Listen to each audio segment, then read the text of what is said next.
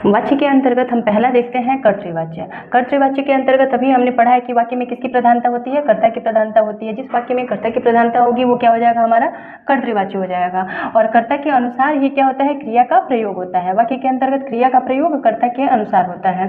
कर्तृवाच्य के अंतर्गत अकर्मक और सकर्मक क्रिया दोनों का ही प्रयोग होता है कर्तृवाच्य के अंतर्गत। उदाहरण के लिए यहाँ पे लिखा है शेर जंगल में दहाड़ता है। कहाँ दहाड़ता है, जंगल में दहाड़ता है। और कौन दहाड़ता है, शेर दहाड़ता है। कौन दहाड़ता है, शेर। तो शेर यहाँ पे क्या है, कर्ता है। यहाँ पे इस वाक्य में कर्ता के बारे में बात कही जा रही है, कर्ता ही प्रधान है, तो ये क्या हो जाएगा, हमारा कर्तृवाच्य हो जाएगा। इसके बाद से है काली गाय सुंदर लगती है।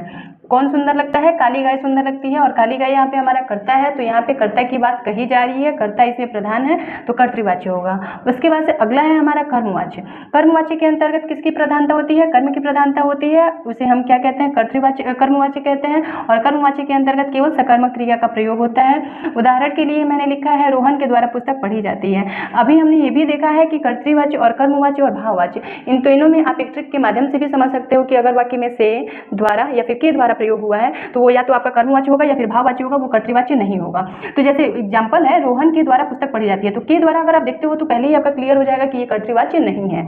क्या होगा, या तो कर्मवाच्य होगा या फिर भाववाच्य होगा। तो के द्वारा दिया है, रोहन के द्वारा पुस्तक पढ़ी जाती है। किसके द्वारा पुस्तक पढ़ी जाती है, रोहन के द्वारा पढ़ी जाती है। क्या पढ़ी जाती है, पुस्तक। तो इस वाक्य में कर्म की प्रधानता है, तो ये हमारा क्या हो जाएगा, कर्मवाच्य।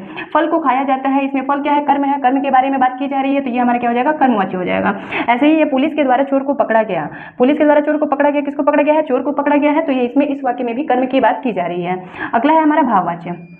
भाववाच्य में वाक्य में आप देखो कि भाव या क्रिया की प्रधानता होती है, वो हमारे क्या हो जाएगा, भाववाच्य हो जाएगा। और भाववाच्य के अंतर्गत कौन सी अकर्मक क्रिया प्रयोग होती है, क्या होता है, अकर्मक क्रिया होता है। कर्तृवाच्य के अंतर्गत सकर्मक अकर्मक दोनों होगा, कर्मवाच्य में सकर्मक होगा और भाववाच्य में क्या होगा, अकर्मक होगा। ये आप याद रखोगे तो एग्जाम्पल आपको जो भी एग्जाम्पल मिलेगा करने के लिए, तो इसके माध्यम से भी आप बता सकते हो कर्तृवाच्य, कर्मवाच्य और भाववाच्य में।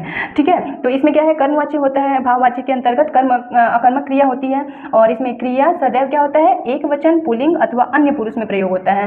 भाववाच्य का जो भी वाक्य होता है उसके अंतर्गत जो भी क्रिया प्रयोग की जाती है वो एक वचन, पुल्लिंग और अन्य पुरुष में होता है। भाववाच्य में प्रायः जो भी भाववाच्य का जो वाक्य होता है उसके अंतर्गत आपको दिखेगा कि इसमें क्या रह रही है, असमर्थता या फिर अशक्तता दिखाई जा रही है। कोई भी वाक्य जो रहता है उसमें असमर्थता प्रदर्शित की जाती है कि मेरे से ये नहीं किया जाता। ठीक है, इसमें तो अधिकतर आप देखोगे जाता ही आएगा, लास्ट में क्या आएगा, जाता। और उसमें आपको असमर्थता दिखेगी, जैसे राम से टहला भी नहीं जाता, राम से टहला भी नहीं जाता, इसमें भी असमर्थता दिखाई जा रही है। मुझसे बैठा नहीं जाता, धूप में चला नहीं जाता तो इन सब में असमर्थता दिखाई जा रही है कि मेरे से ये काम नहीं किया जाता। तो आई होप कि कर्तृवाच्य, कर्मवाच्य और भाववाच्य ये तीनों आपको समझ में आया होगा। और वीडियो पसंद आया हो तो लाइक शेयर सब्सक्राइब करें।